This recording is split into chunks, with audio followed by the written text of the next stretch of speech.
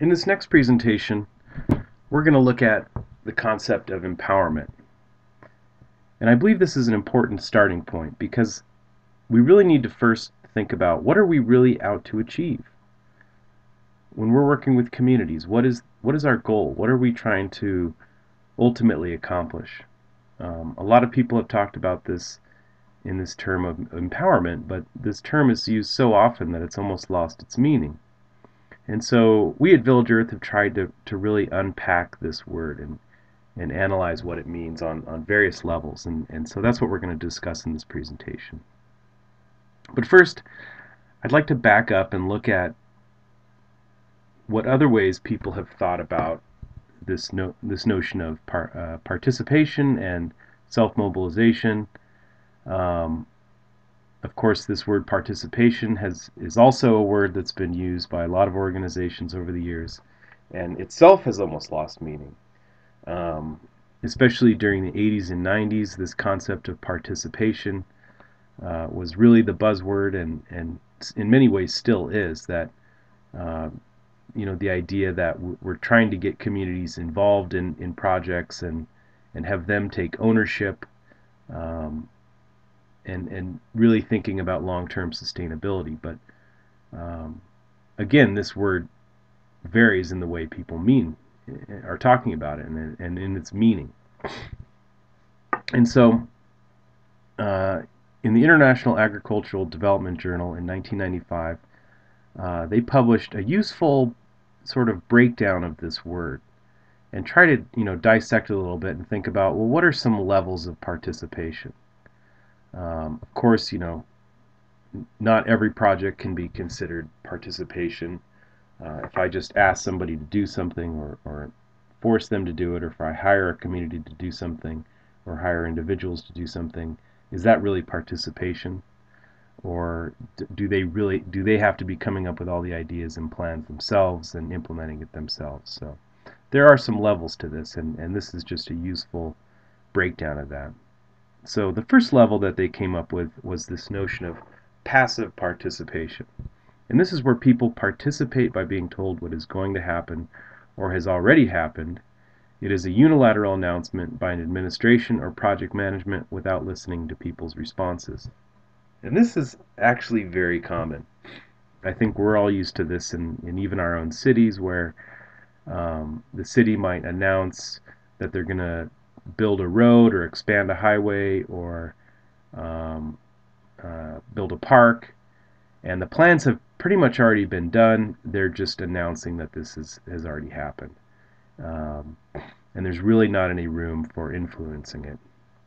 In our own work, we've noticed this a lot with the way oil companies in South America have complied, quote unquote, with a regulation called ILO 169, and this is where a UN International Labor Organization regulation that countries can voluntarily sign to, and it means that any development projects that go on, indigenous communities have to agree to, and they have to have prior informed consent about it. But what we find is in practice that it tends to be more of passive participation, that an oil company will bring together an indigenous group and essentially announce that they've purchased this block for oil exploration, and they're going to be drilling there without really knowing that the community probably doesn't know about ILO 169 and that they actually do have some ability to give their consent or not. So the next level, participation in information giving. This is where people participate by answering questions posed by an extractive researcher using questionnaire surveys or similar approaches. People do not have the opportunity to influence proceedings. Now, I'm intimately familiar with this approach, and with the way I really got started working on the Pine Ridge Reservation back in around 2000 was through a research project, and I was part of a 5-year NSF study, and we were doing a household survey, and basically we came up with all the questions in that survey. at least the first year. And they were based on our perceptions of what were the issues in that community, and what we were interested in, and we put that in that questionnaire and collected the data over a summer, and then took it back to our university, and over the winter we wrote it up into, it turned into my thesis and became several research papers. Of course, over the years, we've gotten more of the community involved in participating in this questionnaire and adding their questions to it, and getting different agencies on Pine Ridge to influence the questionnaire. But at first it was definitely an extractive survey. And to be honest, I really thought that when I look back, that first year I'm baffled by how inappropriate a lot of those questions were, and just what people must have been thinking when we were asking these sort of absurd questions that were things we were interested but had no relevance to the current situation there. So that really taught me the value of getting people's input on a questionnaire or survey like this. But this passive or participation information giving had influenced a concept called PRA, or I'm sorry, RRA, which stands for Rapid Rural Appraisal.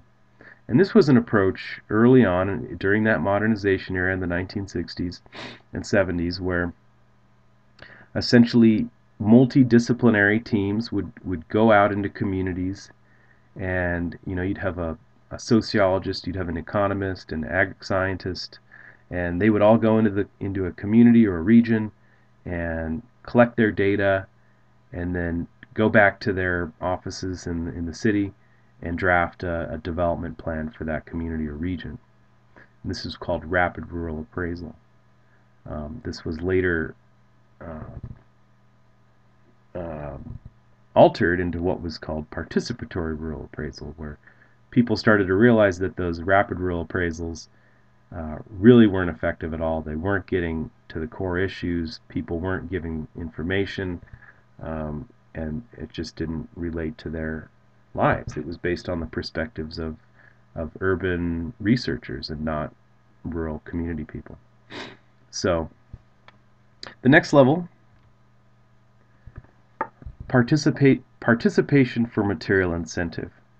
And this is actually a very common form of participation that you see in the NGO world. It's where people participate by providing resources, for example labor, in return for food, cash, or other material incentives. It is very common to see this called participation, yet people have no stake in prolonging activities when incentives end. Now, I had, in one of our online courses, I had a person working for a large NGO in Rwanda, and the way he put it was, hey, I've been given an assignment to do 100 HIV/AIDS awareness workshops in the next 3 months, and the only way I can get people to those workshops is providing food and providing a stipend for people to come. Is this right? Is it wrong? I don't know. It really depends on what your goal is. If you're just trying to disseminate information, then maybe that's going to work. Is it just to try to build some initial awareness about an issue, with hopefully that will mobilize people into voluntary action? Then maybe. Or maybe these material incentives are to make it possible for people to go. Maybe they need funding to care for their children while they're away, or maybe they need to be compensated for time away from work. It's really hard to say whether this is right or wrong in a blanket sort of way. Now, if you're really interested in, is this the issue that people are interested in? Is this what motivates people and drives people to come to a meeting? That's a question that only you can answer, and you really need to ask yourself that. Are people here because they're interested in this issue and they want to participate, or are they here to get the material incentive? The next level is functional participation. People participate by forming groups to meet predetermined objectives related to the project. These institutions tend to be dependent on external initiators and facilitators, but many become self-reliant. Again, this is another very common form of participation. Um, and this is really has to do with the structure of funding in a lot of ways, that most development aid out there is to achieve a certain objective, whether it be raising awareness about HIV/AIDS, whether building latrines, whether creating access to water, desertification, whatever it may be. That funding has predetermined outcomes and objectives. And oftentimes an NGO will get a contract to fulfill that objective and recruit local people to carry that out and form local institutions and organizations. Would these groups form on their own around this issue? That's hard to say. It's going to depend where you're at. Maybe, if you're lucky, that issue will be exactly what that community feels is the most pressing need, and people will be motivated to participate. If not, then it's going to be more of a convincing scenario where you have to convince them that this issue is important and relevant. But in all honesty, that's a difficult task, and oftentimes it's ultimately you're going to be more effective if you're dealing with issues that the community sees as relevant and as their highest priority.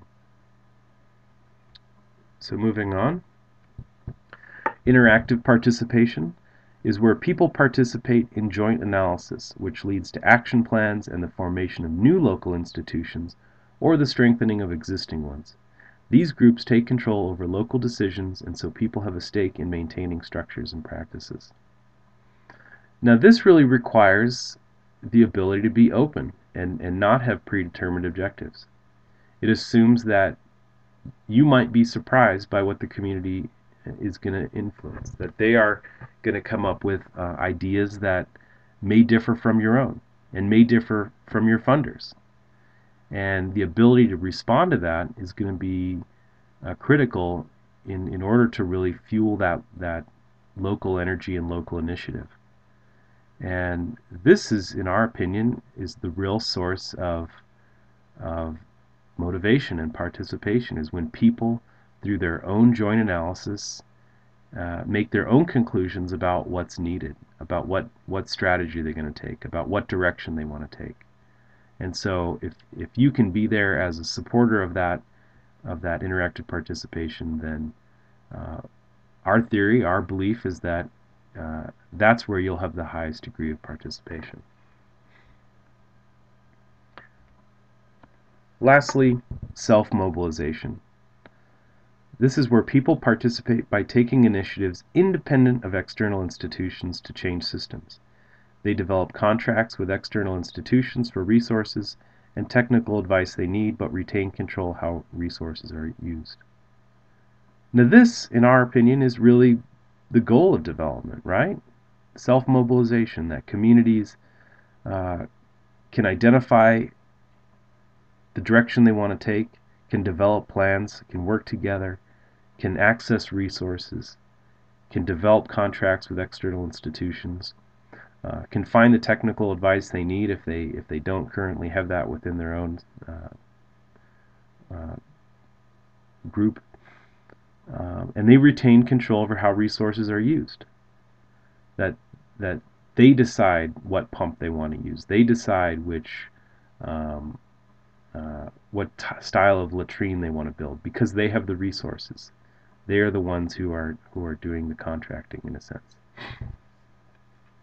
And this is where you're going to have the greatest level of ownership, is that if the community has done it all themselves. And so finding that fine balance between interactive participation and self-mobilization is going to be a fine line to walk. That you don't want to squash existing self-mobilization in trying to be part of some interactive process. That if something is self-mobilized, then maybe figuring out how to catalyze that or fuel that. If not, then maybe more of an interactive participation mode is most relevant at this point. But I think we would all agree that our goal is really to create self-mobilization. That even when we're building a well or a latrine, that ultimately we want that to feed into a greater capacity for self-mobilization, that a greater ability for a community to respond to issues on its own. And this is more than just having more than just a technological issue. It's a social organizational issue, but it's also a personal issue, a personal psychological issue. And this is where I want to go to next is what is self-mobilization? How do we define that? What does that mean? What does a community look like? And so what I'd like you to do at this point is stop this video and just write down a few ideas of what you think self-mobilization look like. What it looks like. What would a community, what are some key features of a community that is self-mobilized? What does it need to have to be there? Does it need organizations? Does it need education? Whatever it may be, just make a list really quickly of resources, and then when you're done, keep that list for our discussion, but restart this presentation. Thank you.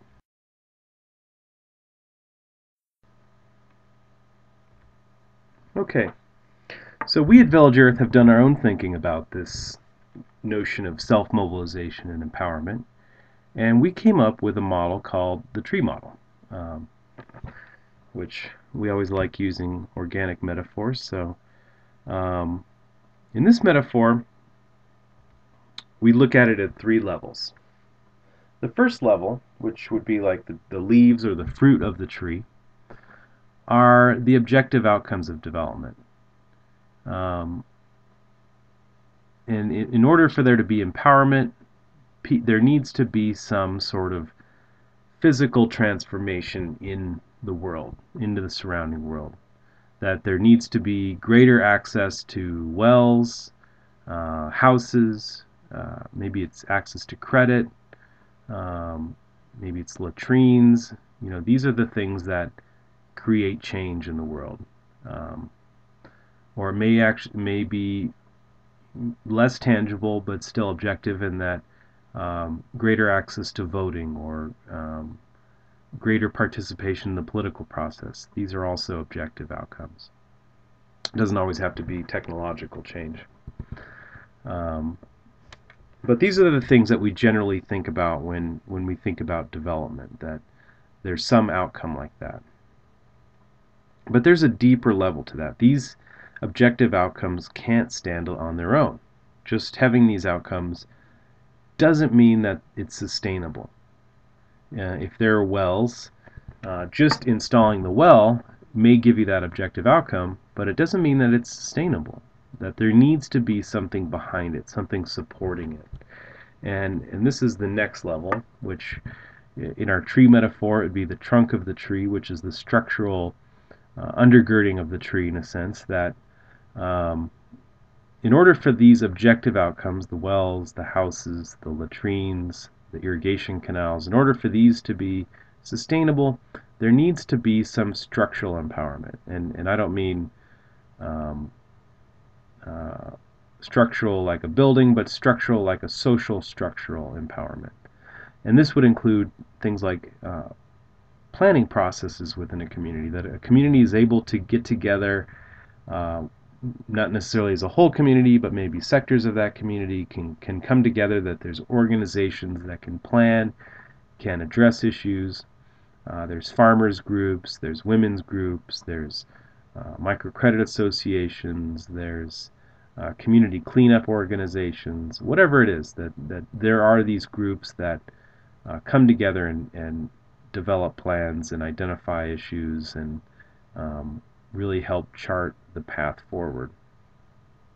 So that there's a level of community organization, that these groups have access to resources that they need to do their work, to do their planning, to do their analysis, that it's not just based off of They have the ability to analyze issues within a community, to say, well, we need wells because um, the surface water is drying up, or that the water is contaminated in the river, that there is some basis to analyze these issues. And this would really be the realm where participatory action research could fit into a community process. And at some level, there needs to be that for um, genuine empowerment. But it doesn't just end with that.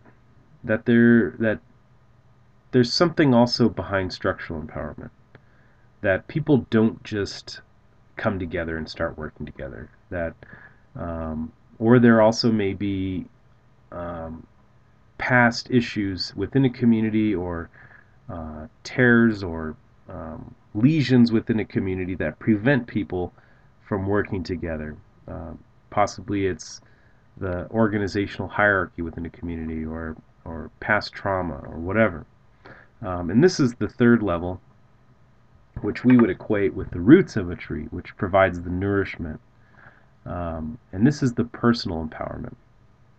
So some things that contribute to personal empowerment, some factors within personal empowerment would be, say, efficacy. That people feel a sense that they can accomplish something, that if they put their mind to it, if they work towards something, that they can achieve it. And this efficacy is also a collective term, that people think that as a group, that when we get together as a group, we can make plans, we can work together, we can accomplish things, that we can create change.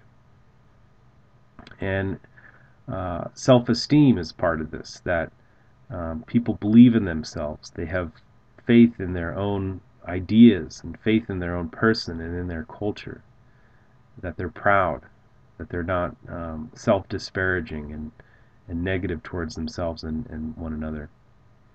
And hope for the future, that you see that there is possible change, that you're not trapped in a situation, you don't have a fatalistic mentality that nothing is going to change. The station I'm at in life is the station I will be in forever, and there's nothing I can do about it. That you do have some hope for change. And cultural pride. I've worked in Native communities for about a decade now, and that was one of the first things that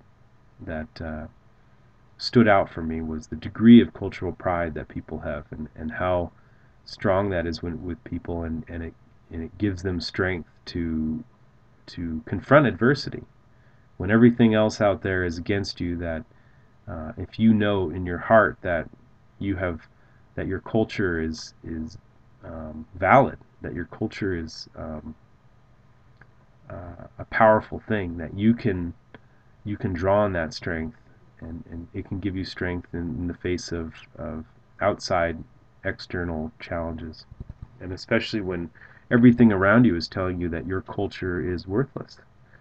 And this is what, in the case of Native Americans and many colonized people, faced through the colonizing process, that they were told that they're worthless, that there's no way they can make decisions on their own. They were treated like children, and their cultural pride was systematically eroded. And this erodes your self-esteem, your efficacy, your hope for the future. It can have a devastating effect. It's like the roots wilting in a tree, and that makes everything else wilt. So it's important to think to not just see these as steps. That I like to think of it more as a feedback loop, that every level feeds the other level, or it can detract from the other level. That if there is no personal empowerment, if there's no sense of hope or self-esteem, that people aren't going to go to meetings, that they're not going to participate, they're not going to, if you don't believe your ideas have worth, you're not going to speak up in a meeting, you're not going to share your ideas because you don't think that you have anything to offer. If you're always waiting for the expert to give you the answer, if you're always waiting for the outsider to give the answer, And I've been shocked many times working in Native communities where people will say that only white people can start businesses, or only white people can do this or that. That's a terrible belief, and it just prevents people from taking any action, because they're not even, their roots have wilted away, and this is from external oppression. And same thing with, if there's no structural empowerment, if there's no water users association, if there's no community participation in building houses, then as soon as the outside organization leaves, those begin to crumble, or no more houses are ever built, or the microcredit program eventually collapses because there's no management at the local level. There's no maintenance. There's no collection of dues, or there's no funding for these things. And so eventually those fruits will be temporary and they'll erode away. But and vice versa, that and feeding back that if there's no objective outcomes, if people are going to planning, if they're participating in meetings, yet nothing ever comes out of it, then and if there's no objective outcomes, that's going to erode people's sense of structural empowerment. It's going to erode their collective efficacy and their self-efficacy, their self-esteem. So all these are feeding back into one another. On the positive side, that if people feel a sense of efficacy, hope for the future, then they're more likely to participate at meetings. They're more likely to be at rallies and participate in community actions, community cleanup days or work days. And then you're more likely to have those objective outcomes. And they're more likely to be sustainable because people have participated in them. They know how they work. They're willing to pay a maintenance fee. They're willing to serve on a management board. All of these things feed back to one another. But there's a dilemma in this model. And this is a dilemma that you see across the NGO world. And the root of that dilemma is that as you move up towards objective outcomes of development, they become more tangible and measurable. And as you move down towards personal empowerment, they become less tangible and less measurable. And so it's very easy for us to ignore the personal empowerment, the structural empowerment, and focus just on the objective outcomes. And this is especially true when timelines are running short, when funding is running short, and we have donors breathing down our necks, or we have supervisors breathing down our necks to get those objective outcomes accomplished. Then it's easy to take shortcuts. It's easy to say, well, maybe we don't need to have that meeting, or maybe we don't need to go and reach out to these people who haven't been participating and see if they want to get involved. Let's just install those wells on our own. Let's just do it ourselves. And that rush to get things done can really squash structural empowerment and personal empowerment. But to the donors, they're none the wiser, because for them, how do you measure structural empowerment? How do they really know from being located in Europe or the United States? How do they know whether the community is really involved? How do they know how much participation there is? How do they know whether this is something the community really wants or needs? That it's benefiting everyone, or benefiting the largest sector. Maybe it's just benefiting one or two families. Maybe it's even causing tension within the community. These are things that are less easy to measure, and oftentimes donors don't necessarily want to see that. Donors today are generally interested in seeing, the quantitative outcomes. They want to see the number of wells, the number of houses built, the number of people who've accessed credit, the number of people who repaid those loans. They aren't necessarily concerned with the structural empowerment. And what donor is going to stick around long enough to find out the long-term outcomes? So it's easy for us to skip over the structural empowerment and personal empowerment. Yet, These are the, the real sources of sustainability. Without them, no project will last. Um, and especially at the personal empowerment level, we often don't think about efficacy and self-esteem and hope for the future. How do we know whether we're influencing that in the community? How do we know we're building that? And so these are the real factors that create sustainability, yet oftentimes we overlook that. And we see this primarily as a structural problem in aid, in limited timelines, in the focus of funders, their desire for quick turnaround on outcomes and objective outcomes, and really a less developed sense of structural empowerment and personal empowerment. It's hard to measure that. It's hard to demonstrate it. But ultimately, that's what we're out to achieve. Um, Not just those two, but all three of these outcomes working together: objective outcomes, structural empowerment, and personal empowerment. So I would like you now to, thinking about this empowerment tree, think for a moment about your own project and think about some ways how, put on a piece of paper, objective outcomes, structural empowerment, and personal empowerment, and list some ways that you have achieved these certain things, or maybe areas where you're lacking. How do you know you're achieving personal empowerment? What would be some signs of that? Maybe list a few of those signs out. Maybe it was someone coming up to you and saying, "Hey, I've never been able to speak at a meeting, and this was the first meeting that I really felt like I could put my ideas forth." An anecdote like that can really mean a lot. But is that a general sense? Do generally people, how do you know you're achieving these things? What about structural empowerment? How do you know you're building real local institutions that can carry out these strategies, can maintain these technologies into the future? So on your paper, take a moment and write these things down and save them for our discussion later. Thank you.